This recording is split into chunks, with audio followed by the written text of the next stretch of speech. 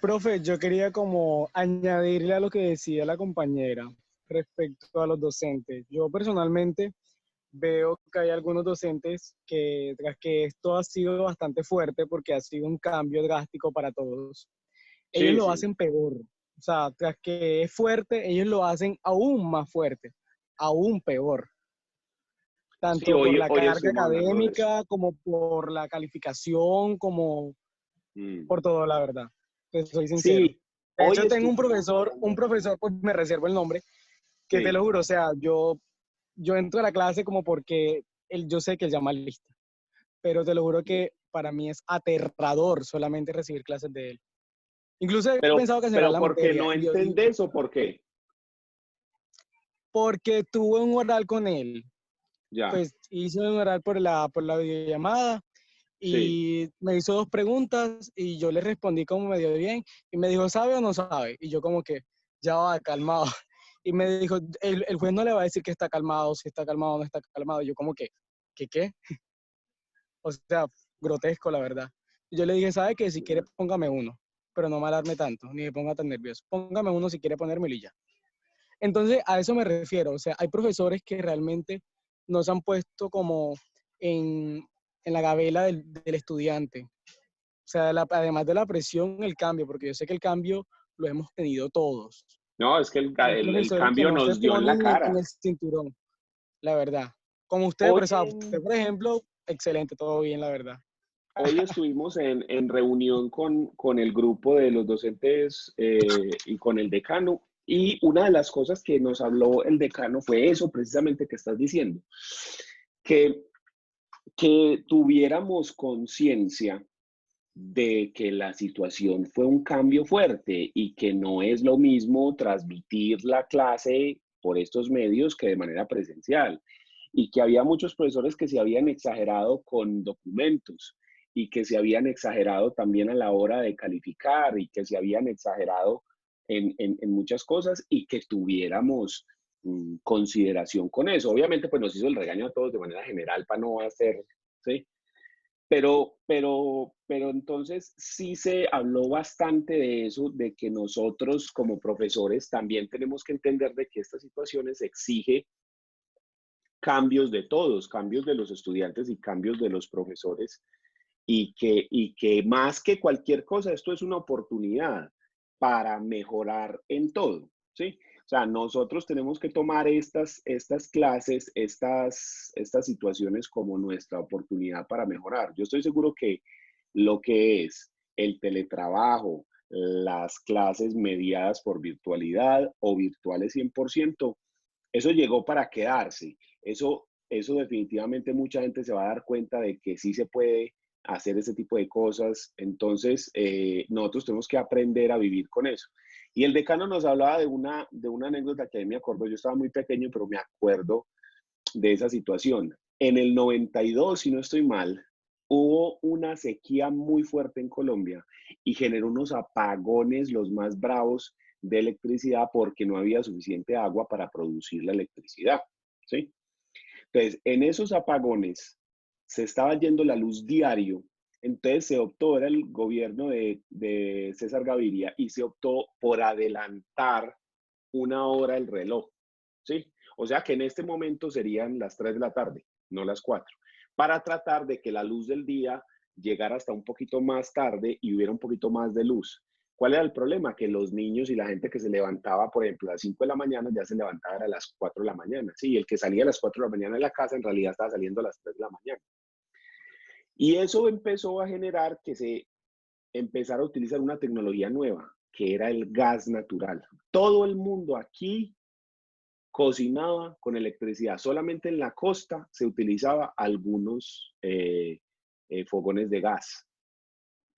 Y de ahí, desde ese momento, se vieron las ventajas de los fogones de gas, se vieron las ventajas de los gasodomésticos, y hoy en día casi todas las casas tienen al menos un gasodoméstico, bien sea la estufa o la del agua caliente o la de lo que sea, ¿sí? Porque eso llegó para quedarse y se hicieron una cantidad de adecuaciones. Entonces el decano nos decía que él cree que la virtualidad va a ser algo así, que nos ha demostrado a todos los estamentos de la sociedad que esto se puede hacer y que se pueden hacer cosas así, se puede hacer teletrabajo, se puede educar desde la virtualidad, se puede hacer reuniones desde la virtualidad y demás. Entonces, que nosotros también tenemos que entender de que existen momentos en los cuales se cambian, hay paradigmas que se cambian y que este puede ser uno y uno tiene que aprovechar esos momentos. Entonces, todo ese feedback que ustedes están hablando los profesores es muy importante porque esa retroalimentación es muy importante a la hora de uno evaluar, bueno, cómo vamos y cómo vamos a seguir, ¿ya? Por ejemplo, hoy nos decían, este semestre no se atrasó, los calendarios van tal cual, excelente. Hubo otras universidades en las cuales cancelaron el semestre, como el Tecnológico de Antioquia, el TDA. Y mucha gente del TDA En la está autónoma tratando, no, ellos están tan- tratando de que aquí en la universidad lo recibamos aquí finalizando el semestre para no perder la continuidad. O sea, están tratando de venirse de allá para acá, ¿sí? Entonces, ese es algo importante. Lo que sí nos mencionó el decano es que van a haber unos cambios frente al calendario del segundo semestre, para que tome nota. Las clases van a iniciar el 10 de agosto para extender lo más que se pueda el inicio del otro semestre y dar más tiempo a lo de esta vuelta del virus asqueroso este que nos azota. Entonces las clases iniciarían el 10 de agosto, ¿ya? Y terminarían clases el 6 de diciembre. Ese sería el que se mueve un poquito el calendario para darle más espacio al otro semestre. Lo que les digo, el decano nos está diciendo que está programado el calendario como si fuera presencial, pero que viendo que hemos podido responder a esto, si hay que hacer adecuaciones o semipresencial o algo así, digamos que podemos decir que en su gran mayoría estamos preparados. Obviamente hay problemas, entonces por eso les digo que es muy importante cuando se califica a los profesores, no solamente decir, esto es mi hijo de puta todo en uno, no, sino califique a conciencia. Si a usted le parece que todo es uno, listo. Pero es muy importante a veces poner abajo en las observaciones cuáles son los puntos que usted considera en los cuales el profesor debe mejorar y cuáles son los puntos que a usted no le parece que da. Entonces, por ejemplo, lo que Daniel decía de la forma incluso irrespetuosa en la cual él se refirió en el examen oral.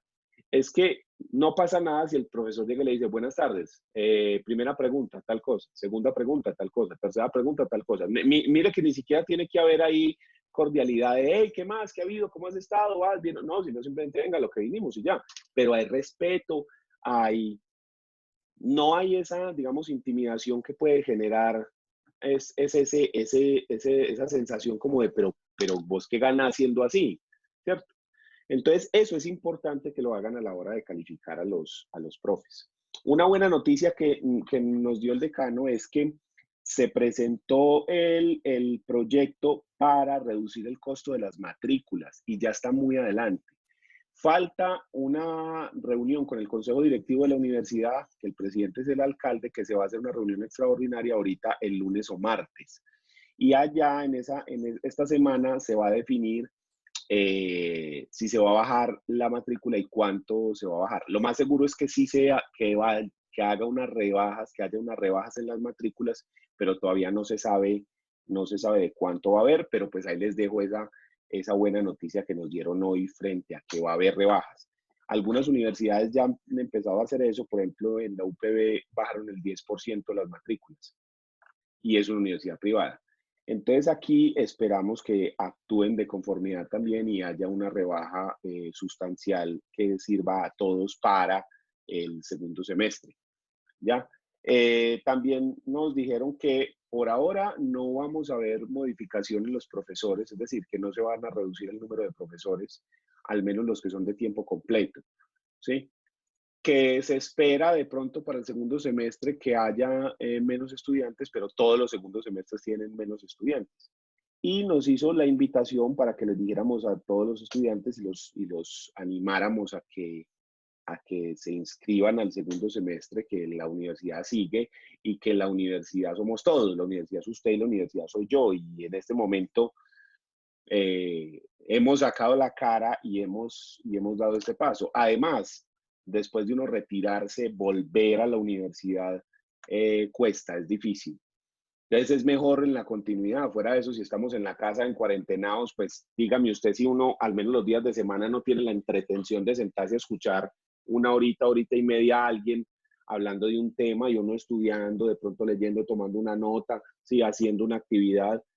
Eso nos ha hecho al menos sentirnos útiles y sentirnos que estamos sirviendo para alguna cosa, ¿cierto? Entonces, es la invitación a que no desfallezcan, que se puede. Y además esto nos está pasando a todos, porque es que fuera que llega Jennifer y dice, jódanse, yo me voy para otra universidad que me den las clases como a mí me gustan, pero ¿cuál, por Dios? Es que no somos nosotros, es que son todas, ¿sí? Y en todo el mundo, es que ni siquiera puedes decir, me voy para Europa, no, pues peor, ¿sí? Entonces es esa invitación. También les cuento que ayer hablé con la profe Adriana, como habíamos dicho, con las preguntas que nos generaban duda, ¿sí? Inquietudes. Sí, entonces hablé con la profe Adriana y entonces le expliqué, entonces le dije, vea, pasó esto, se hizo un examen, en el examen se hicieron estas preguntas, la objeción del estudiante es esta, y le mandé a la profe Adriana las fotos de las preguntas y le dije, vea, esta es la pregunta. En esta frase es la que el estudiante considera que pasa esto y esto y esto. Esta es la otra pregunta y en esta frase es la que los estudiantes no están de acuerdo y consideran esto y esto y esto. Entonces le dije, vea, analice la pregunta, mírela. Si usted considera que está bien o que está mal, no importa. Yo lo que necesito es que usted me mande por escrito o por un audio la respuesta de cómo considera usted que está la pregunta. Para yo compartirlo con los estudiantes, pues yo les conté que estábamos evaluando como si fuera un segundo calificador y esas cosas, y ella me dijo, listo, no hay problema. Entonces les quiero compartir qué fue lo que ella me respondió. Aquí está el WhatsApp, ¿sí? Entonces estas son las dos preguntas que yo le envié, que son las que nos generaban el malentendido de ayer, ¿cierto? La situación, ¿ya? Que es esta, que es según la teoría del derecho de acción en clase, el sujeto pasivo de la acción dentro del proceso penal es el imputado, ¿sí? Porque el imputado es a quien que está siendo acusado del delito y es quien debe responder por sus actos, ¿ya? Y la otra es esta, que es, según la teoría del derecho de acción vista en clase, el sujeto pasivo de la acción dentro del proceso civil es el juez, ya que es el juez quien recibe la demanda y es el llamado a darle trámite. ¿Listo? Entonces, escuchemos lo que dice la profe. ¿Me van a corroborar a alguien, por favor, que sí se escuche? El sujeto pasivo de... ¿Sí lo escuchan? Sí. Listo, perfecto. El sujeto pasivo dentro de un proceso penal, en los términos que estás preguntando, tú estás preguntando desde el derecho de acción, y desde el derecho de acción nunca puede ser el imputado, el acusado o el sentenciado, sino que el sujeto pasivo es el Estado.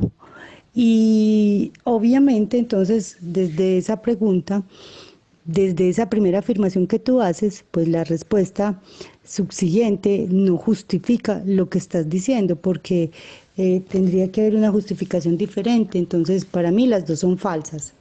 Y para mí es comprensible totalmente desde los elementos del derecho de acción, entendiendo que el sujeto pasivo siempre va a ser el Estado o el órgano jurisdiccional, y el sujeto activo son las personas que son los centros de imputaciones o el de la relación jurídica sustancial o quien quiera promover la acción por parte del Estado.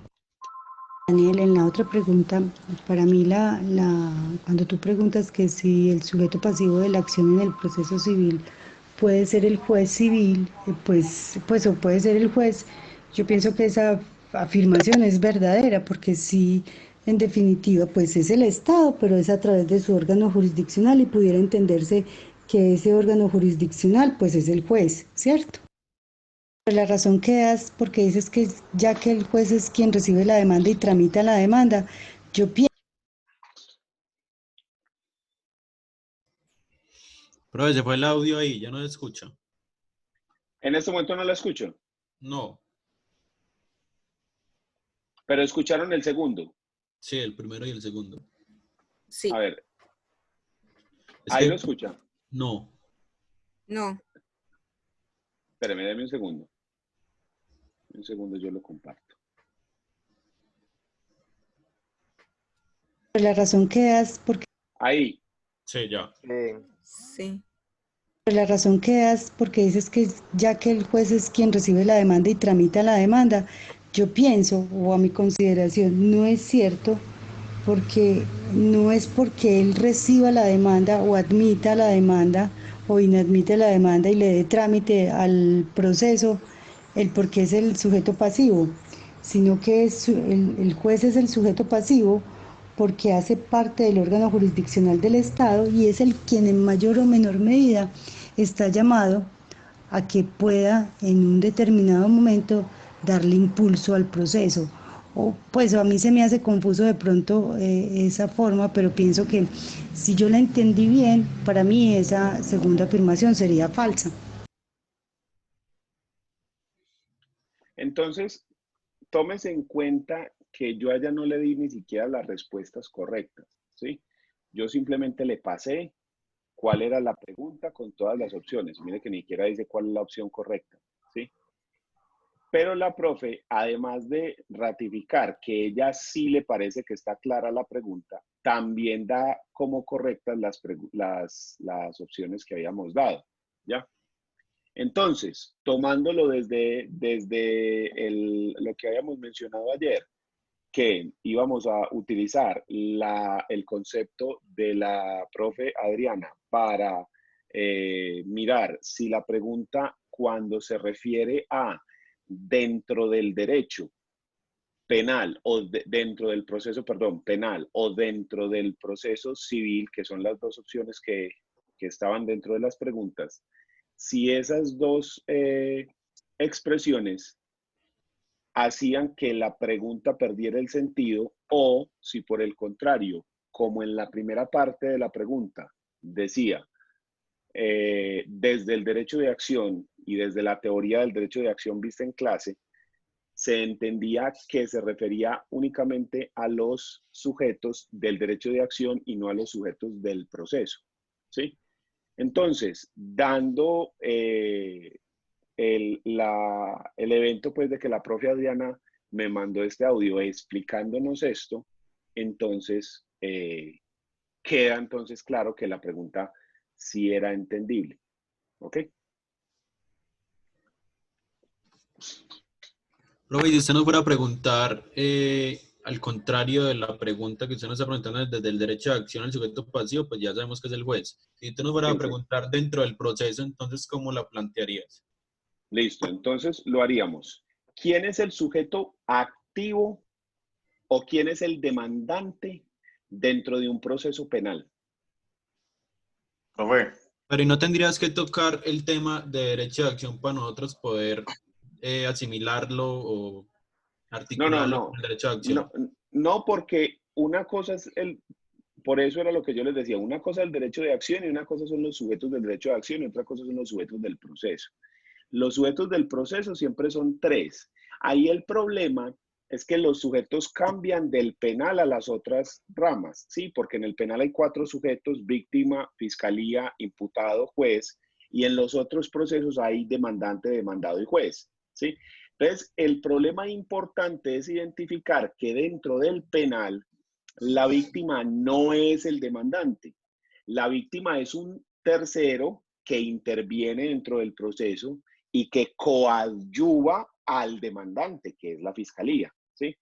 La víctima incluso puede realizar algunas actuaciones como si fuera parte. Puede pedir pruebas, puede pedir algunos recursos, puede tener unos espacios para expresarse, pero no es una de las partes. Incluso yo les explicaba cuando mencionamos lo de los delitos querellables y los no querellables, que aun cuando la víctima se retrotraiga y, digamos, perdone al agresor, o digamos, diga, no, no, mentiras, que no fue él, aún en ese evento, la fiscalía, siendo delitos no querellables, la fiscalía está en la obligación de continuar el proceso, aun cuando la víctima diga que esa persona no es el culpable, que mentiras, que no, que ya lo perdoné, que yo lo quiero mucho, que tal cosa, que la otra. Que es algo que pasa, vea, así, pero así cantidades, sobre todo en los procesos de violencia intrafamiliar, ¿sí? Porque en los procesos de violencia intrafamiliar, donde hay esas emociones entre las personas, esos sentimientos, es muy común que ocurra eso, que las personas se perdonen y se disculpen, pero una vez que el delito ha sido cometido, hablamos de delitos no querellables, obviamente, aun cuando la víctima se rehúse, aun cuando la víctima no quiera, sigue el proceso. Entonces, por eso es que la víctima no es demandante. No, no es el demandante, sí. Dígame. Profe, ¿puede volver a proyectar la pregunta de civil? Para yo hacerle una pregunta. Del sujeto pasivo en civil. No se ve bien. Espéreme. Esta. Bueno, ahora sí, antes le hago a usted una pregunta. No se ve toda la pregunta, profe. ¿Me la muestra, por favor, toda? Espéreme, déme un segundito, que es que... Espéreme, que es que esto se enloqueció. Ay, Dios mío. Ah, no, ya, ahí sí. Ahí sí, Listo, ¿cierto? Voy a plantear algo. Sí. Elimíneme del texto la oración que dice, según la teoría del derecho de acción vista en clase, toda esa parte. Sí, el sujeto pasivo de la acción. El sujeto pasivo, sí, dentro del proceso civil es el juez. Sí. Ahí, según esa parte, ¿quién es el sujeto pasivo? Solamente esa parte. Pero es que dice el sujeto pasivo de la acción, no dice el sujeto pasivo del proceso. ¿Sí? El sujeto pasivo de la acción es uno y el sujeto pasivo del proceso es otro. Entonces, sí. Es que el problema, o sea, yo por eso cuando la redacté puse 2 veces esto. Acción. Acción, 2 veces. Dentro de la teoría del derecho de acción vista en clase. Y luego puse el sujeto pasivo de la acción, ¿sí? Para que quedara supremamente claro que me estoy refiriendo es a la acción, no al proceso, ¿ya? Entonces, por eso incluso lo puse 2 veces, que eso dentro de un texto, la misma palabra en un solo renglón no queda bien visto porque es redundante. Entonces, si usted se fija, todos los textos de derecho, todos los textos literarios en general, tratan de no utilizar la misma palabra en un mismo párrafo siquiera, sino de utilizar sinónimos. Pero yo aquí las puse adrede para que usted viera, o sea, para que no se me desvíe del tema de clase. Y también por eso puse específicamente la expresión de lo visto en clase. ¿Por qué? Porque en el tema del derecho de acción hay mucha doctrina que puede decir diferentes teorías. Es más, dentro del derecho de acción existen varias teorías, que la teoría monista, que la teoría dualista, que la teoría ecléctica, que la teoría no sé qué. Entonces, si yo simplemente lo dejo como la teoría de acción, se podría responder con cualquiera de las teorías, ¿sí? Pero al poner la expresión de la teoría de acción vista en clase, tiene que ser frente al tema que se habló en la clase. No lo dejo abierto para que cualquiera de las teorías de la acción, ¿sí? Como la teoría monista, dualista, la clásica, en fin, lleguen a intervenir en qué es el derecho de acción y cómo funciona el derecho de acción, ¿ya? Entonces, en ese punto yo traté de ser muy cuidadoso con decirle, es de lo que vimos en clase, ¿listo? Entonces, ese es el asunto con eso. Listo. Listo. Entonces, queda entendido eso ahí. ¿Quién más tiene algún otro comentario, otra duda sobre el examen o sobre cualquier otro tema que le genere alguna duda? Con mucho gusto la podemos resolver.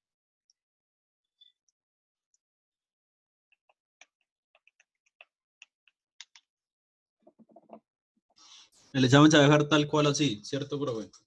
Sí, sí, sí. Pero había una pregunta que sí la corregimos, que era la de La de un principio, la del principio del formalismo, que decía que había varias personas en un juzgado y que unos hacen la sentencia de no sé qué y otros hacen la sentencia de si sé cuándo y otros hacen la sentencia de más acá.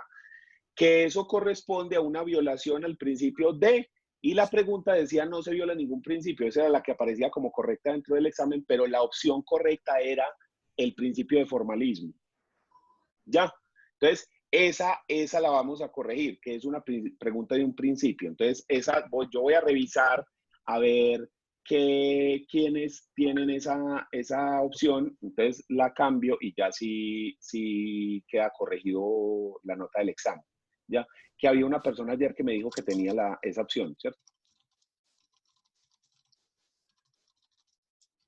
En específico, venga, yo les muestro cuál pregunta es. Principios. Pero ya no me acuerdo quién fue la persona que me dijo. Bueno, el que me haya dicho eso ayer, que levante la mano, que diga alguna cosa a ver si encontramos la pregunta. Profe, O la que me lo dijo. Yo no se lo dije, pero a mí me salió. Daimer.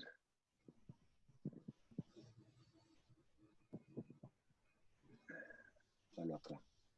A usted le salió esa pregunta. Vamos a ver cuál es. Dale acá. Aquí está. Sí, ¿Ya? Entonces, ya. Entonces, esa pregunta simplemente quien haya puesto esa otra opción le queda correcta. Sí, es esta pregunta. a mí me queda mala. No, usted la tiene buena, usted no se lo modifica. Esas son las personas que pusieron aquí principio de formalismo. Porque pues esto fue un error que ocurrió ahí, entonces simplemente la cambiamos ahí. Igual solamente le salió como a 3 personas esta pregunta, si no estoy mal. Le salió a usted y creo que a otras 2 personas nomás, ¿sí? Que es esta pregunta la que vamos a hacer. Entonces, tampoco es que haya sido el punto ahí grave. Y ahí fue pues un problema con la máquina. Yo le di a la opción que no era, pues le di al botón que no era. Por eso, profe, o sea, no importa pues el tema del examen. Yo quiero saber si en realidad se viola o no se viola. No, sí se viola, claro. Lo que pasa es que, es decir, ¿quién es el que hace la sentencia dentro del proceso? El juez. El juez tiene que ser quien construye la sentencia. Otra cosa diferente es las otras actuaciones. ¿Qué es lo que hacen las personas que actúan dentro del juzgado? Dentro del juzgado, ¿quiénes hay? ¿Quiénes son los sujetos que usted encuentra dentro del juzgado? Entonces, usted tiene primero que todo al juez, que es el director del proceso, que es el jefe, que es quien emite la sentencia. El segundo al mando dentro del juzgado es el secretario del despacho. Tanto el juez como el secretario tienen que ser abogados titulados, ¿sí? Entonces, estas 2 personas son abogados titulados. Dentro de las funciones del secretario del despacho está, por ejemplo, firmar los oficios o firmar los despachos comisorios o las actuaciones que el juzgado encarga a otra persona, firmar las autenticaciones de las copias que usted se pide, ¿sí? Esa es la persona que queda a cargo del despacho judicial hasta que, en el caso de que el juez no esté. Pero él no puede fallar porque él no es juez. El único que puede fallar es el juez, que es el que está investido de jurisdicción, ¿sí? Sí, eso lo tengo yo.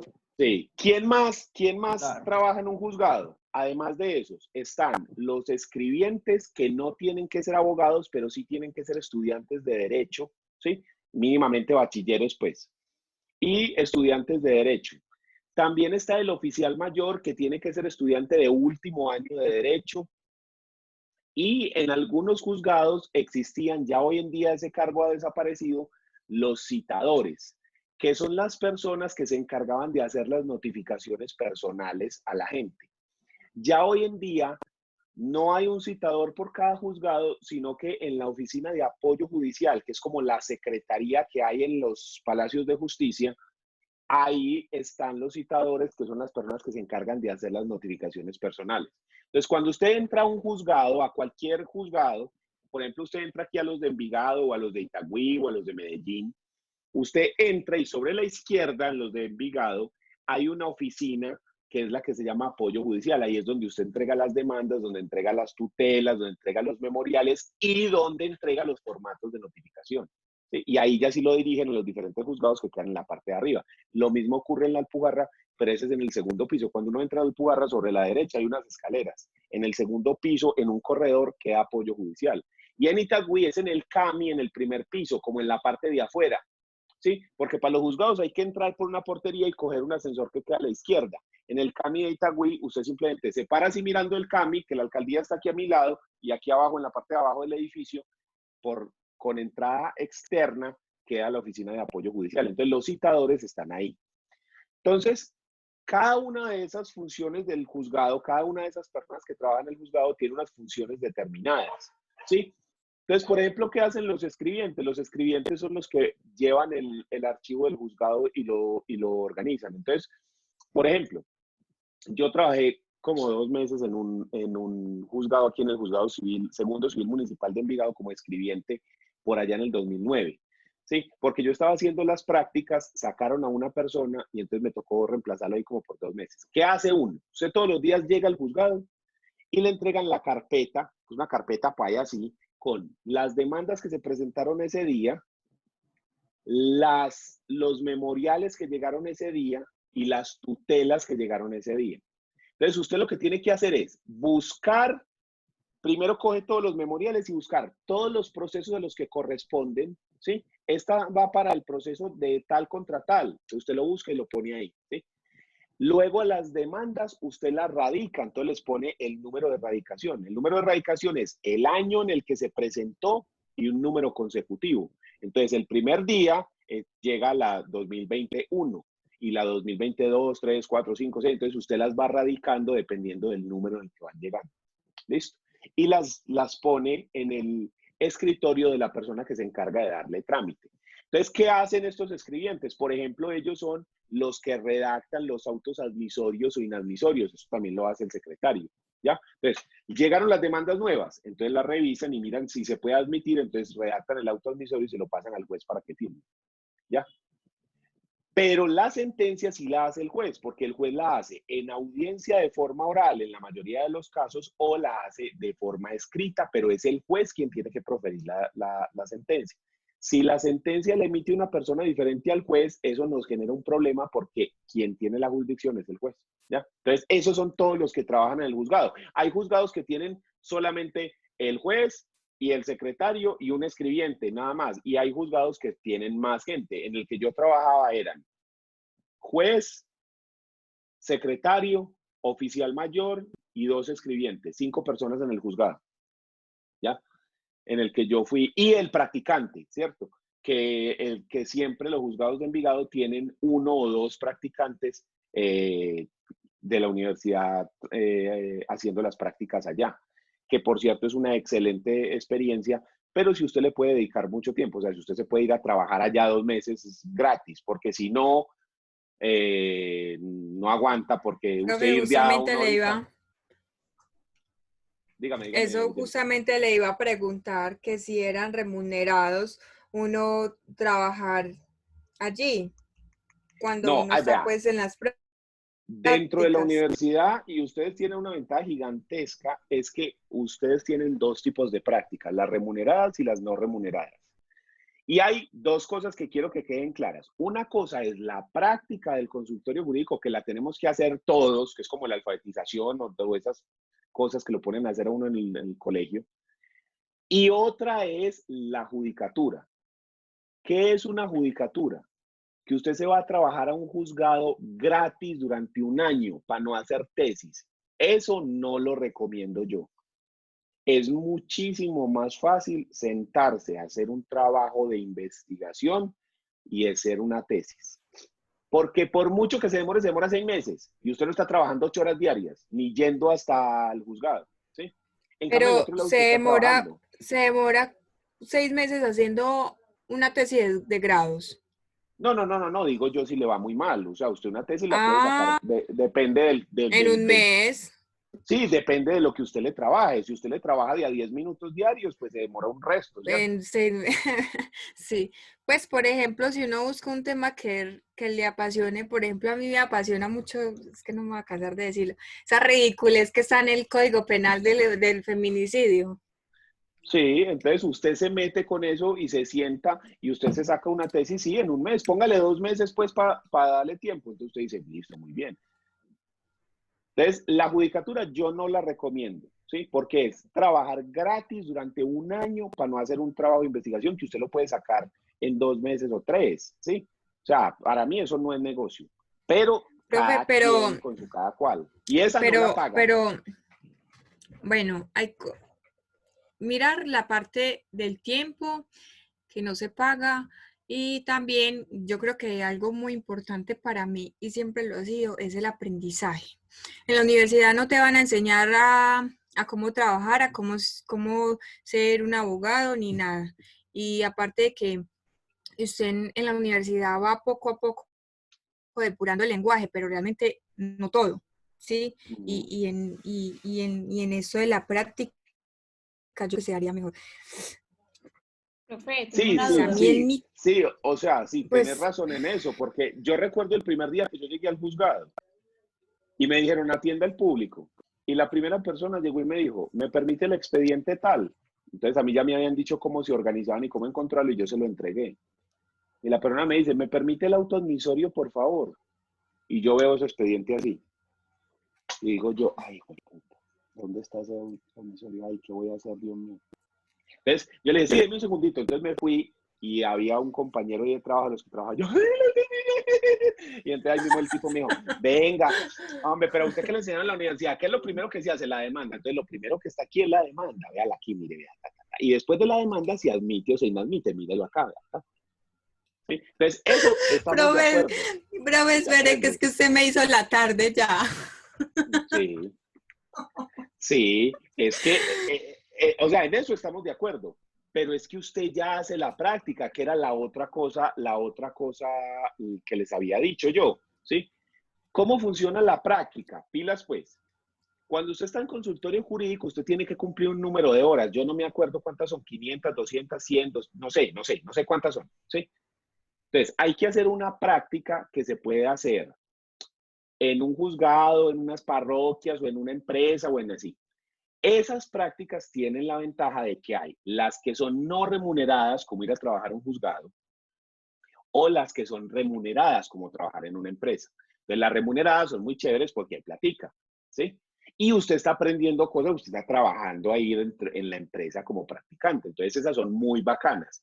O si no, Profe, pues la del espere, juzgado también las es muy prácticas, buena. las prácticas tienen que ser siempre en público. En derecho público no, las prácticas son dependiendo de su línea de énfasis y dependiendo de lo que a usted le guste, ¿sí? Por eso le digo, hay personas que la hacen en las parroquias atendiendo a la gente, hay personas que No, trabajan en ¿cómo me empresas. refiero? Por ejemplo, un bufete. Sí, sí se puede, pero tiene unos requisitos especiales, es decir, si usted trabaja en un bufete Eso. de abogados, tiene unos requisitos especiales y en la Profe, universidad le piden unas cosas. Profe, ¿buffet o bufete? Porque es que Bufete. ahí entonces me enreda el alma porque está el buffet de comida y está el bufete de abogados. Sí, sí, Profe, sí, sí. tengo una duda. Hasta donde yo sé el bufete. Buffet. Vale. Sí, Gracias. dígame, Lina. Profe, hablando, es Sí, referente a la pregunta en cuestión, pero no para cuestionarla más, sino por algo relacionado a la clase. En sí, la acción hay unos sujetos, en sí, los procesos hay otros sujetos, sí. pero los procesos para que se inicien requieren inicialmente una acción. ¿En qué momento vienen a cambiar los sujetos de papel? ¿Cuando el juez recibe la demanda, la admite o cuando se analiza el factor objetivo? Tómelo de esta manera. Todas las personas tienen derecho de acción, es decir, el derecho a solicitar que el Estado resuelva un conflicto. Hasta ahí estamos bien. Pero, ¿cómo funciona ese derecho? Porque a mí no me basta con que la gente me diga, usted tiene derecho a esto si no lo puedo recibir. Entonces, por ejemplo, a todos nos dicen, todos los que no estén trabajando por el COVID tienen derecho a un subsidio de un salario mínimo y todos, bien, muy bacano. ¿Y dónde reclaman? No sabemos. ¿Y cuándo lo van a pagar? No, un día de estos. Pues no sé, un día de estos. ¿Pero en dónde lo van a pagar? Oh, pues ahí miramos en dónde lo pagamos. ¿Para qué sirve ese derecho? Para nada. No le están dando nada, ¿sí? Entonces, el derecho de acción es un derecho totalmente abstracto, que no tiene límites, que esa era otra pregunta. ¿Sí? No tiene límites. El único límite o el único presupuesto que tiene el derecho de acción es que usted sea un sujeto de derechos. ¿Sí? Que usted sea una persona natural, jurídica, nacional, extranjero, menor, mayor de edad, interdicto, con todas sus capacidades, para que usted pueda exigir que se resuelva un conflicto mediante la heterocomposición, mediante la participación de un tercero supraordenado que va a imponer una decisión. ¿Listo? ¿Cómo ejerzo yo el derecho? Instaurando una demanda. Cuando yo instauro una demanda, es porque en ese estado yo tengo el derecho de acción. Yo puedo solicitar que el Estado me resuelva un conflicto. ¿Sí? ¿En qué momento no lo habría? Piense en las clases de derecho romano cuando uno le hablaban de que habían ciudadanos que eran iguales a cosas. La res, ¿sí?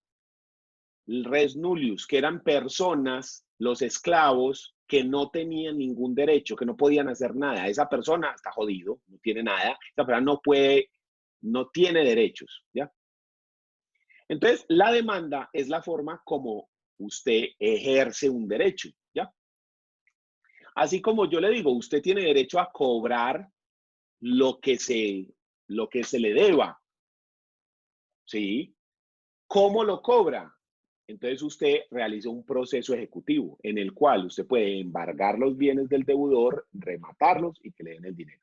Entonces, cuando usted instaura una demanda, en el momento en el que se hacen las demandas, o en el caso del penal, se hace la acusación formal de la fiscalía, ahí en ese momento es cuando ya se vincula a otra persona, porque el juez recibe la demanda y decide si le da trámite o no, dependiendo de las reglas de si se admite o no se admite o se rechaza, ¿ya?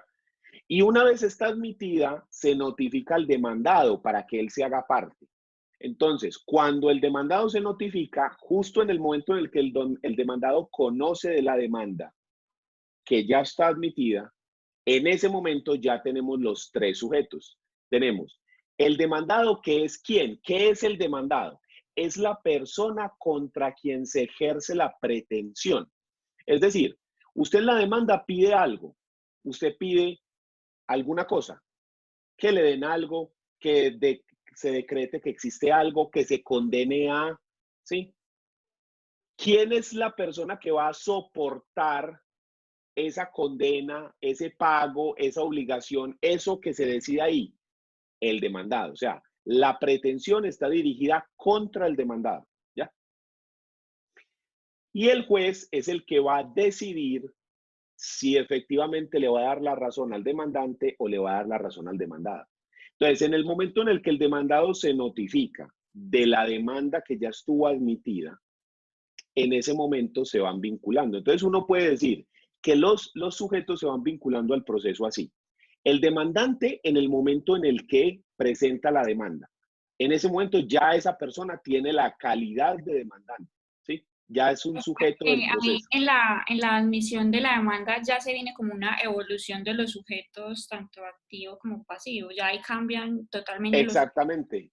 En el momento en que el juez recibe la demanda, entonces el juez en ese momento ya se volvió el tercero supraordenado de la heterocomposición que va a resolver el conflicto, ¿sí? Entonces el juez ya también se integró como sujeto del proceso ahí.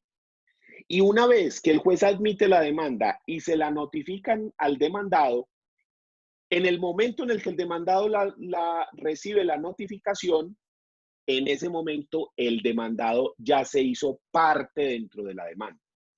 Y existen algunos otros sujetos. Si hay una inadmisión de la demanda, si hay una inadmisión de la demanda, no hay evolución de sujetos. No, uno, mientras que no esté admitida, usted no puede decir que la persona todavía es demandado, porque no han admitido que él sea demandado, ¿sí?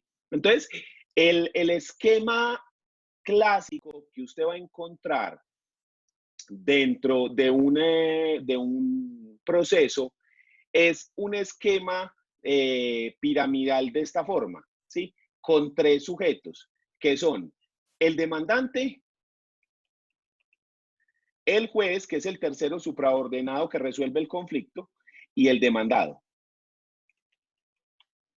Pero en la materia que sigue, que ojalá nos toque juntos otra vez, nos vamos a dar cuenta que los sujetos del proceso no son solamente estos, que existen otros que se llaman terceros intervinientes. Esos terceros intervinientes son personas que aun cuando no están acá, ni están acá, ni están acá, intervienen dentro del proceso, bien sea para apoyar a una parte o para estar en contra de una o de las dos partes, o porque el juez mismo los llama y les dice, venga aquí, usted también tiene que hacerse parte aquí, que usted también le interesa esto, ¿sí? Entonces, la estructura clásica simplista nos habla de que el proceso judicial tiene estas 3. ¿Por qué hablamos de proceso? Porque solamente la presentación de una demanda no es todavía el proceso. ¿En qué momento hablamos de proceso? Cuando la demanda pasa y se admite y después se notifica. ¿Ya? Aquí con la admisión vinculamos al juez, ¿ya? Y después de la admisión tiene que ocurrir la notificación y ahí es cuando ya vinculamos a los 3 sujetos del proceso, ¿sí? A estos 3. Entonces, ¿en qué momento nosotros hablamos de que el proceso ya existe el proceso? Desde el momento en el que se admite, porque en la admisión ya se está vinculando y se admite no solamente lo que usted dijo, sino que se está admitiendo que la demanda va dirigida contra Pedro Pérez o Paquito, Juanito o el que sea, ¿sí? Pero volvemos a lo mismo, si hablamos solamente de derecho de acción, son solamente estos 2 sujetos, ¿ya? Porque el derecho de acción es ¿qué? Que esta persona tiene derecho a que le resuelva un conflicto. ¿Y quién es el que le tiene que resolver el conflicto a este man? Este, ¿sí? Este es el que tiene la obligación de resolver el conflicto, ¿sí? Estos son los 3 sujetos de la heterocomposición, el tercero supraordenado que impone la decisión a cualquiera de los 2, ¿ya? Esa es la clave del asunto. Listo, profe, gracias.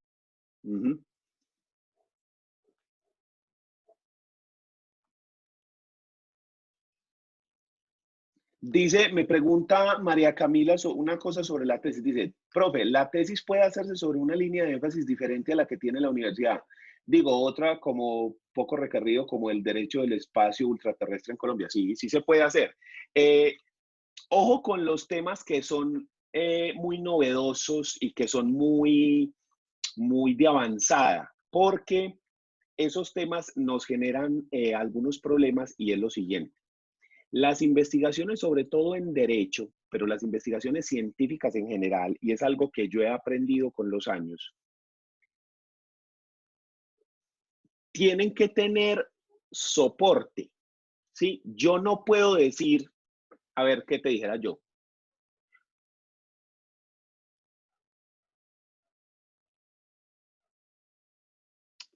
El COVID-19 es una enfermedad creada por un laboratorio, es un arma biológica.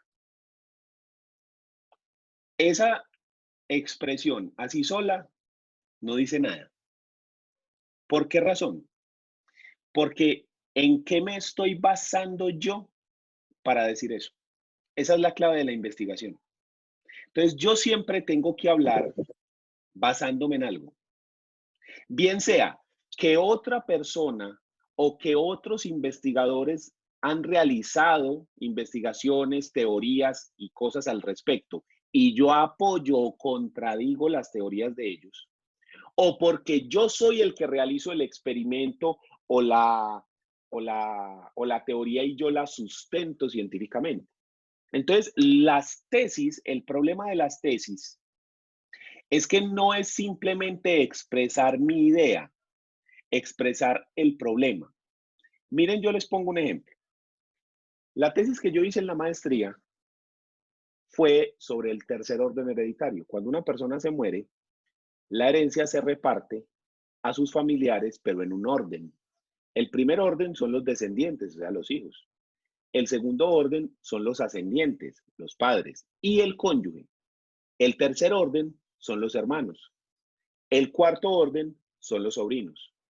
Y el quinto orden es el Instituto Colombiano de Bienestar Familiar. Para que algo llegue al quinto, tiene que ser que la persona no tiene hijos, no tiene padres, no tiene cónyuge, no tiene hermanos, no tiene sobrinos. ¿Sí? En ese evento llega bienestar familiar si la persona no otorgó testamento, porque si usted otorga testamento, pues puede dejarle a una persona diferente. ¿Listo? Muy bien. Resulta que en el tercer orden hereditario dice el Código Civil que los hermanos de padre y madre, es decir, los hermanos de doble conjunción, reciben el doble que los hermanos medios. ¿Cuál es mi tesis? Mi posición. Eso es discriminatorio. Porque usted le está a una persona dando más dinero en razón del origen familiar. Y a una persona le estás quitando dinero por su origen familiar. Y el artículo 13 de la Constitución dice que todas las personas son libres y que se prohíbe la discriminación en razón del sexo, y por allá dice el origen familiar. Entonces, mi idea es esa. Solo con decir eso no basta. ¿Qué tengo que decir yo? ¿Por qué dice eso en el código? Entonces, yo tengo que mirar de dónde salió ese código. Entonces, cuando yo analizo el Código Civil, me doy cuenta de que eso salió del Código Civil chileno. Entonces, me tengo que ir a revisar el Código Civil chileno. Y me doy cuenta de que el Código Civil chileno nació del Código Civil francés de Napoleón de 1804. Entonces, tengo que revisar eso. Pero cuando se revisa el Código de francés, uno se da cuenta de que no dice esas palabras exactas. Entonces, uno se da cuenta de que el problema viene con la traducción, que hubo un problema de traducción. Entonces yo me puse a investigar si alguien había hablado de eso, sobre los problemas que se generan cuando se traducen cosas o se importan leyes. Y resulta que Diego López Medina tiene un libro que habla de eso, que se llama La teoría impura del derecho. Sí, yo creo que yo lo tengo por aquí. Acá.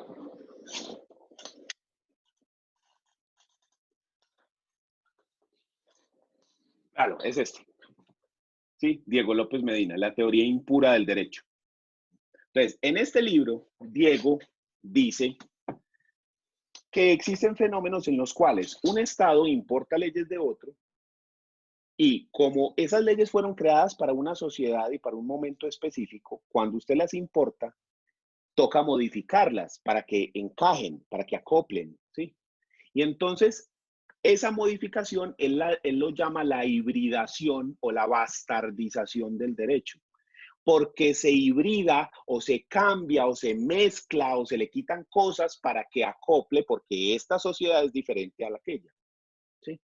Entonces yo digo que en esa traducción de Chile a Francia, ¿sí? De Francia a Chile, perdón, se cambiaron las normas. ¿Sí? Pero yo no puedo quedarme solo ahí. Yo tengo que mirar, por ejemplo, si alguien ha pensado igual que yo, si alguien también está de acuerdo conmigo. Entonces tengo que buscar si alguien ha dicho lo mismo que yo, porque entonces no sería nada novedoso ni digo nada si eso ya está súper trabajado, ¿cierto? Y empiezo a buscar muchos libros a ver si de pronto hay alguien que se refiera a ese tema, libros de sucesiones, ¿cierto? Y solo encontré una persona que piensa igual que yo, que se llama Pedro Lafont Pianeta. Un libro del 82. Y ese man había dicho eso desde el 82 y nadie le paró bolas. ¿Sí? Claro que lo dice en un pedacito así, pues, del libro. Entonces yo también utilizo a don Pedro. Y entonces el profesor me dice, ¿y la Corte Constitucional no ha revisado ese asunto? Porque eso es muy raro que tengamos una norma así. Entonces me voy y también tengo que fijarme en la Corte Constitucional a ver si ellos han resuelto el asunto. Y me doy cuenta de que ellos sí lo han resuelto, pero que no lo han analizado bien. ¿Sí? Todo eso es mi tesis. Entonces, el problema de las tesis es que yo tengo que buscar información del tema.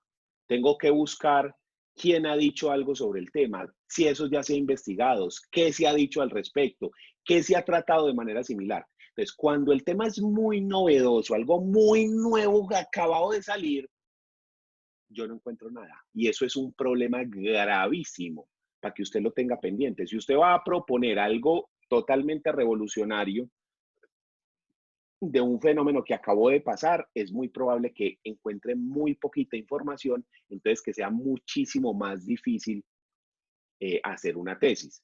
Por ejemplo, si usted habla del aborto, ay, Dios mío, de eso hay millones de cosas y de tesis y de libros y de todo lo que usted quiera. ¿Sí? Pero el tema que me propone, que dice María Camila, que dice el derecho del espacio ultraterrestre en Colombia. Entonces, ahí de pronto podemos caer en ese punto de que esto sea tan novedoso que haya poca cosa. Y eso es muy jodido cuando uno está tratando de hacer una tesis, sobre todo en derecho. Alguien me dijo, las tesis en derecho se tratan de usted pararse sobre hombros de gigantes. ¿Cómo así? Usted busca gente calidosa y usted se apoya su tesis en lo que dijeron los calidosos. ¿Sí? Básicamente usted decir, es que lo que yo digo también lo han dicho tales y tales, está soportado porque es que mire que este señor dice esto, mire que este señor dice esto otro. Mi tesis se basa en que estas teorías son ciertas por estas y estas y estas y estas razones, ¿sí? Entonces, entonces, cuando vayan a hacer una tesis, tengan mucho cuidado con eso, de que no sea algo ultra novedoso, porque se vuelve muy difícil encontrar información al respecto. Entonces, ojo con eso del espacio ultraterrestre. Otra cosa es, esto es en inglés, muchachos, si usted sabe inglés tiene una ventaja gigantesca, porque usted puede encontrar mucha más información si busca en inglés que si busca en español. Entonces, ahí tienen otro punto. Dígame. Hablando pues acá del tema de las tesis, yo hace mucho tiempo pues quería hacer la pregunta porque es bueno empezarla desde ya. Yo siempre he tenido ganas de hacer la tesis sobre la forma en la que se manejan las comisiones de la Cámara de Representantes, pero una en específico, la comisión de acusaciones. O sea, yo podría podría centrar la tesis en por qué para mí la forma en la que funciona la comisión de acusaciones no es la adecuada y por qué eso puede obstruir el buen funcionamiento de la rama judicial, ya que la encargada de juzgar a los jueces. Sí, O sea, se puede hacer, pero sí se puede hacer, pero mire esto, miren todos muchachos, hagamos este ejercicio para que se identifique más o menos cómo empieza la construcción de una tesis. Entonces, usted está diciendo que la comisión de acusaciones de la Cámara de Representantes, no la del Senado, la de la Cámara. Porque la Cámara acusa y el Senado es el que toma la decisión. El Senado sería los jueces, la Cámara es el que acusa. Listo. Entonces, ojo pues, solo la de la Cámara, no la del Senado. Ok. ¿No está actuando bien en qué? En que la forma en la que se entregan los procesos, ya que es por mayorías, la comisión elige a un presidente y el presidente es el encargado de entregarle los casos a los investigadores de la comisión de acusaciones. Casi siempre, como son los presidentes de la comisión son de partidos mayoritarios, los casos importantes que entran a la comisión de acusaciones se lo entregan a congresistas que por sí se sabe que no van a juzgar en derecho. Y casi siempre entonces, a los congresistas... espérese un momento. Entonces ahí, usted tiene que primero describir el sistema, ¿sí? ¿Cómo funciona el sistema de la Cámara? Pero no porque usted me lo dice, usted tiene que meterse a investigar allá y mirar del reglamento y las leyes que regulan el sistema. Listo, eso ya está. Ahora, usted me está hablando de que las decisiones están politizadas, ¿sí o no? Sí. Entonces, tenemos que buscar información y artículos donde se diga, primero que todo, cómo se maneja la influencia de la política en las decisiones judiciales. ¿Sí? Sí. Por ejemplo, si tuviéramos un autor que haya escrito algo acerca de que cuando los procesos judiciales o los jueces están politizados, eso genera errores en la justicia. Eso sería ideal, ¿ya? Pero ahí no se acaba el asunto. También tenemos que encontrar pruebas de casos o situaciones, así sean 2, 3, 4 o 5, en la cual haya pasado lo que estás diciendo. Entonces tenemos que mirar en el caso de Pedro Pérez, que hizo tal cosa, cómo eso se le entregó al partido X, y entonces el partido X, como eran parceros de Pedro, no lo acusaron o hicieron una acusación chimba. ¿Sí? Exactamente. Por ejemplo, como pasó con el fiscal. El encargado de investigar las acusaciones al fiscal fue Eduardo Rodríguez, que es un representante del Centro Democrático. O sea, uno piensa, debe haber una forma distinta en la que se asignen los casos, para poder así, que así sea imparcial la investigación que va a llevar el congresista. Yo quería hacer como en eso, cuáles son las fallas de la forma en la que está funcionando la Comisión de Acusaciones y cuál sería la forma en la que se podría cambiar para lograr esa imparcialidad de los investigados. Entonces, tu tesis se trata de hacer una reforma, entonces usted tiene que hacer una propuesta. Y esa propuesta, usted la tiene que hacer, primero lo que tenemos que hacer es describir el sistema, ¿sí? Cómo funciona el sistema. Luego hay que encontrar casos reales donde se hayan repartido procesos a diferentes partidos y que hayan llevado a diferentes decisiones, ¿sí o no? Sí. Y luego tenemos que encontrar también lo que yo te decía de esa mezcla de política y justicia, a ver qué se dice al respecto en el mundo de política y justicia. Y finalmente, teniendo ese cóctel, hacemos nuestra propuesta. ¿Cuál es la propuesta? Que eso se debe cambiar y que se debe repartir de X o Y forma, ¿sí? La propuesta vendría siendo, entre comillas, lo más fácil, pero tenemos que mirar si las leyes y si lo demás sí permiten que nuestra propuesta funcione. O cómo haríamos para que la propuesta funcione, ¿sí? Sí, señor. Muchas gracias, profe. Así es como funciona una tesis. Ese es el ejercicio que toca hacer, ¿ya? Listo, profe, muchas gracias. Ahí me despejó mucho las dudas que tenía. Entonces, así es como funciona el asunto. Entonces, por eso le digo, hay que tener cuidado. Listo, gracias, ahí dice María Camila, hay mucha jurisprudencia sobre esa área. ¿Cuál área? ¿Lo del espacio ultraterrestre o de lo que estamos hablando aquí con el compañero? En otros países, pero acá no hay nada relacionado. Supongo que cuando decías lo en otros países, supongo que lo del espacio ultraterrestre es. Sí, entonces en ese evento, tu tesis, que es sobre el espacio ultraterrestre o la regulación del espacio ultraterrestre, implicaría hacer un estudio de derecho comparado. Entonces, cuando uno va a hacer derecho comparado, que va a decir, mire, eso se regula así en otro país y aquí se regula así, nosotros siempre tenemos varias cosas. Lo primero, tratar de que sean países de habla hispana. ¿Por qué? Porque si no, las normas están en otro idioma y usted tendría que saber ese idioma para poder leer las normas o buscar traducciones de las normas, lo cual le pone un poquito más de dificultad. Pero vamos a suponer que el idioma no es un problema, ¿listo? Lo otro es que casi siempre nosotros nos comparamos con países que tienen el mismo sistema judicial, ¿sí? Nosotros tenemos un sistema, digamos, romano-francés, diferente al sistema del common law de los Estados Unidos. Nuestro sistema funciona porque tenemos unas leyes, unos códigos que dicen qué se puede y qué no se puede hacer, que son los códigos sustanciales, y los jueces toman decisiones aplicando las normas sustanciales. En los Estados Unidos y en Inglaterra y Canadá, Australia, los países del common law, no existen esas normas tan específicas como las de nosotros, donde dice el punto, la coma, la rayita, sino que en esos países las leyes se van desarrollando conforme a las decisiones judiciales. Un ejemplo. Se dice que, por decir algo, la propiedad del Estado o que el Estado es el dueño del subsuelo y del cielo y del espacio aéreo. ¿Ya? Eso se dijo con la Constitución, por decir algo. Y los jueces empiezan a desarrollar eso cuando se toman determinados casos. Por ejemplo, un caso de un satélite, entonces se dice, no, es que espérese, el cielo Cuando hablamos del espacio aéreo, eso va hasta tal altura, porque en una decisión se dijo eso.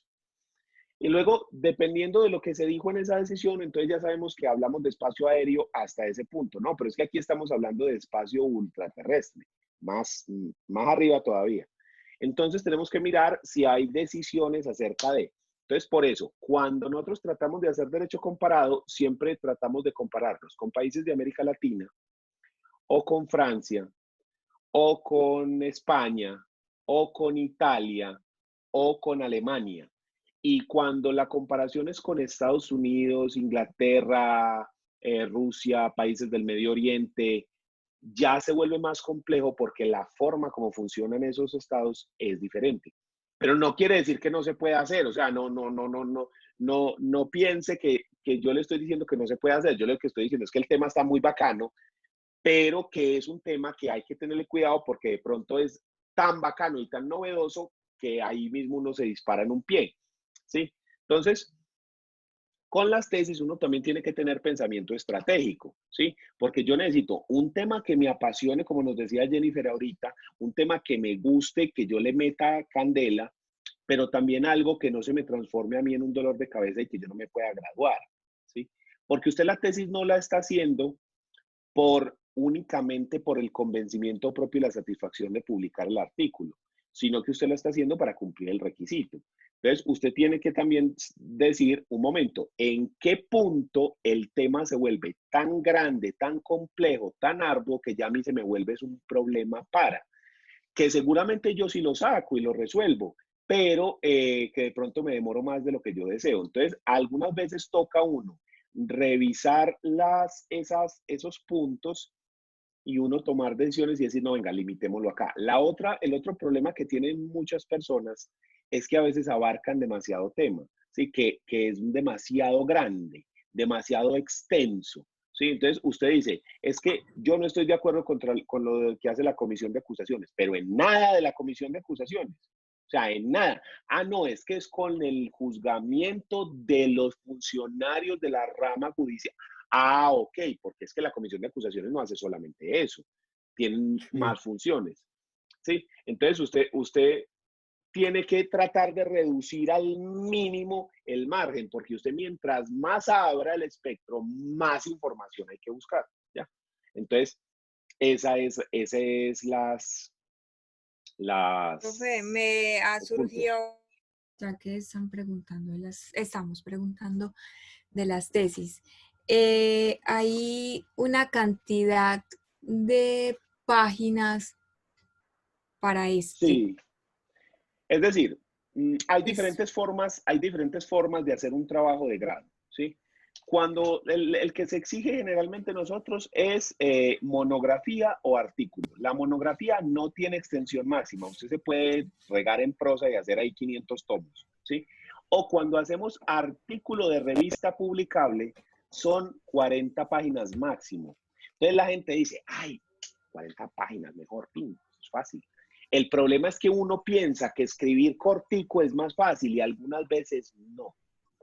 Porque usted, cuando escribe corto, tiene que escribir muy sucinto, pero muy sustancioso. No puede sacar expresiones vacías, ¿sí? Entonces, por ejemplo, llega el compañero, ¿cómo es que se llama vos, el de la comisión de acusaciones? ¿Cómo es que es el nombre? Juan José, profe. Juan José. Entonces llega Juan José y lanza la siguiente expresión.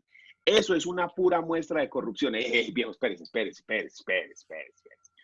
Ojo con lo que estás diciendo. ¿Cómo que sí hay que de corrupción? ¿Esa gente quién la ha juzgado? ¿Quién ha dicho eso? ¿Sí? Ellos están actuando mal. ¿Cómo que mal? Porque según la ley están haciendo las cosas como dice la ley.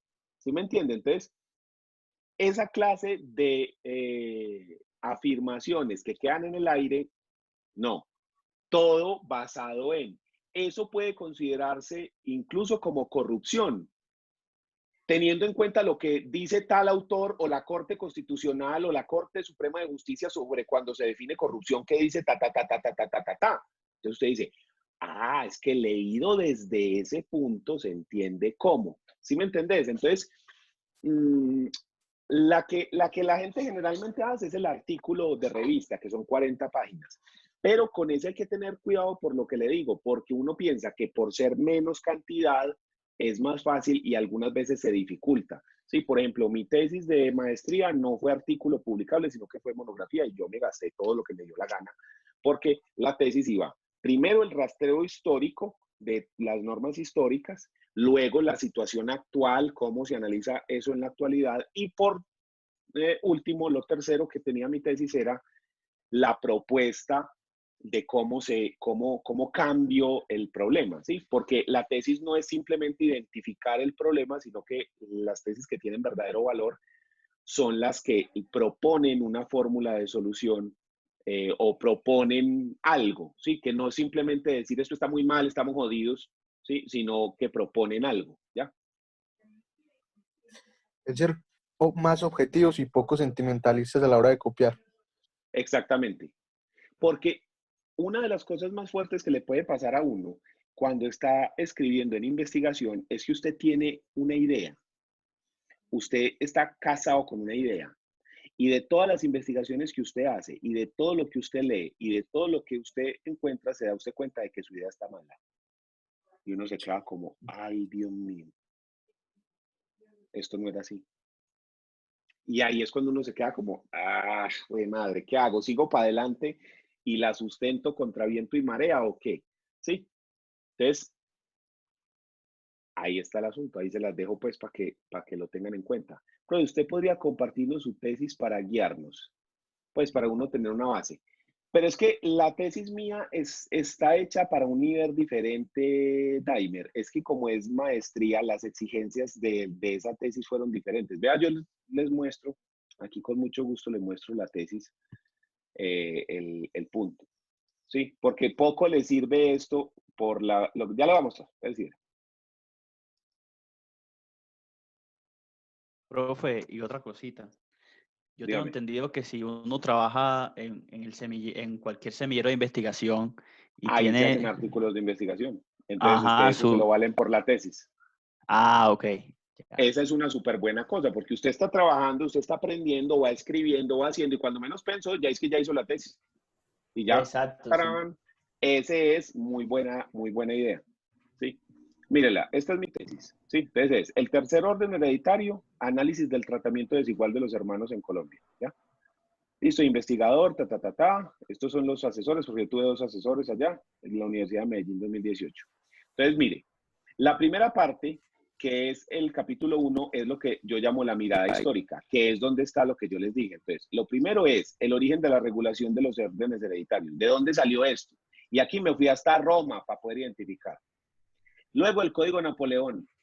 Luego el Código Civil chileno de Andrés Bello. Pero resulta que es que ese código tuvo 4 proyectos de ley. 1, 2, 3 y 4 hasta que salió el código que era. Y luego este Código Civil chileno se volvió la regulación en Colombia, ¿sí? Entonces aquí digo, ¿cómo fue que se volvió este Código Civil chileno el Código Civil de Colombia? Entonces, eso se dio porque, venga, yo se lo muestro por acá abajo. Ah, pues qué huevo, aquí lo tenía. Aquí, pan, ¿sí? Entonces, este es el Código Civil de Andrés Bello. Luego, acá están los pedacitos, estos son los pedacitos de los proyectos de ley, vea, ¿sí? Y estos son los pedacitos justo del tercer orden hereditario, ¿sí? Y entonces, aquí ocurre, esta es la forma como se reparten los diferentes órdenes hereditarios ahí. Este es el pedacito, esta es una foto tomada de ese libro, donde dice cómo era que se decía. Mira la forma como se redactaba, no existía la Y o no se utilizaba. Y mira legítimos con J, ¿sí? Era una forma de escribir diferente. Entonces, estamos hablando del siglo XIX, ¿cierto? Este también es tomado de acá. Esta es otra forma de repartir. Vean. Hasta que llegamos a Colombia. Entonces, ¿cómo llegó aquí a Colombia? Este es el Código Civil chileno al final. Ya este fue el que quedó. Los otros eran los proyectos de ley. ¿Ya? En Colombia, el Código Civil chileno, cuando eso era los Estados Unidos de Colombia. Y el estado de Santander, Manuel Murillo Toro era el gobernador de ese estado. Y él adoptó el Código Civil chileno como el Código Civil del estado de Santander. Más adelante, Manuel Murillo Toro fue elegido presidente de los Estados Unidos de Colombia y mediante la Ley 57 de 1887, el Código Civil del Estado de Santander se volvió el Código Civil colombiano, ¿ya? Aplicado ya a todos los Estados Unidos de Colombia. Entonces, todo eso solamente para hacer la mirada histórica, ¿sí? Para entrar a decir de dónde es que salió esta regulación de los hermanos, ¿sí? Que es esta primera parte que vimos acá en la introducción, que es esta, ¿sí? Entonces, esta es la regulación del tercer orden hasta acá. Y luego aquí hablo de todas las modificaciones que se hicieron, que la ley 45 del 36, que la ley 29 del 82, etc. Y por último, en ese capítulo hablo del análisis constitucional, que es qué es lo que se ha dicho a partir de la Constitución del 91. Listo. Punto número 1. En el capítulo 2 hablo de los trasplantes jurídicos, ¿sí? Que era lo que yo les decía, de que usted trae una norma de allá y las viene para acá y no se acopla y entonces genera problemas y todo eso. Entonces, ese fue solo un capítulo hablando de eso, de esos trasplantes jurídicos, ¿sí? Entonces, el origen del problema de los trasplantes jurídicos, la libertad de configuración versus los compromisos legales y demás, ¿sí? Y por último está la armonización, es decir, la fórmula de solución. Y yo aquí propongo 3 fórmulas. Lege ferenda, que significa una propuesta de ley, ¿sí? Entonces yo hago una propuesta para hacer una nueva ley. Otra que yo digo es presentar una acción pública de inconstitucionalidad. O la otra es que para cada caso concreto haya una excepción de inconstitucionalidad. Y al final hablo de conclusiones y las referencias bibliográficas. Entonces al final me gasté 92 páginas. Miren solamente las referencias bibliográficas que yo utilicé, vea, son todas estas. ¿Sí? Estas son, vea, puras leyes de los diferentes países, ¿sí? Sentencias de la Corte Constitucional, ¿sí? Hasta un diccionario, el diccionario de la Real Academia de Lengua Española lo utilicé. Y estos ya son trabajos, vea, este es el señor que yo les decía, Pedro Lafón Pianeta, este es el que pensaba igual que yo, ¿sí? Vea, todo esto para poder hacer eso, ¿ya? Entonces, lo que le digo, yo con mucho gusto la comparto, pero esto está pensado para un nivel diferente, un poquito más de más exigencia. Entonces, si la quiere, yo con mucho gusto se la mando, pero... No, lo que yo quería, ya usted me lo acaba de decir, era yo tener como una guía, porque yo estoy escribiendo sobre otra cosa, pues, sobre constitucional, y no tenía cómo empezar, por decirlo así. Entonces, ya con eso que usted me está... Yo tenía la idea de hacer un arrastre histórico del tema que estoy tratando, y pues ya con lo que usted me acaba de decir, pues ya me ubico mejor, se puede hacer, sí. Listo, sí, está bien. Gracias, bueno, profe. muchachos, entonces vamos terminando la sesión de hoy. A partir de la próxima semana ya seguimos con el tema normal de clase. Vamos a empezar con otro tema, ya terminando esto del derecho de acción. Y entonces nos vemos en la otra semana. Cuídense, feliciten a las mamás, así sea virtualmente. Y los que no tengan mamá, pues vean alguna cosa en Netflix o algo así, no sé. Chao, se cuidan. Feliz fin de semana. Chao, profe. Gracias, profe. Chao, que estén bien.